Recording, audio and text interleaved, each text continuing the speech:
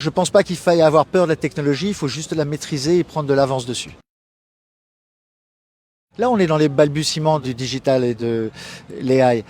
C'est là qu'il faut faire attention, c'est que si vous regardez la vidéo de Will Smith qui mange des spaghettis il y a 3 ans et la vidéo de Will Smith qui mange des spaghettis aujourd'hui, c'est un monde à part. Donc si on imagine la vidéo de Will Smith qui mange des spaghettis dans 3 ans, on n'a plus besoin de Will Smith. Et là, c'est là qu'est le problème. Donc il faut commencer à s'intéresser au problème aujourd'hui sans se fermer les yeux ou détourner le regard ou en accusant les autres ou en essayant d'empêcher la technologie parce que c'est impossible d'empêcher la technologie.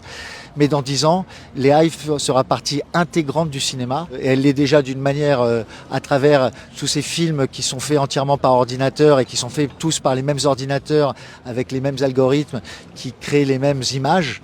Donc on est un petit peu déjà dans ce domaine-là.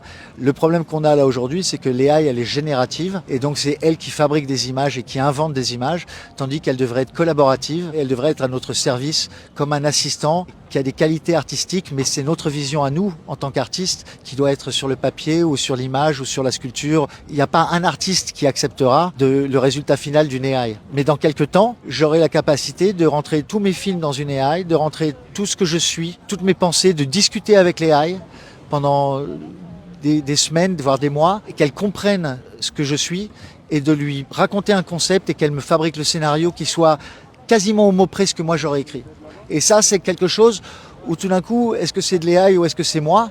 Donc je pense pas qu'il faille avoir peur de la technologie, il faut juste la maîtriser et prendre de l'avance dessus. Le cinéma, ça a commencé avec une caméra à manivelle qui tournait à 16 images secondes parce que c'était une chanson.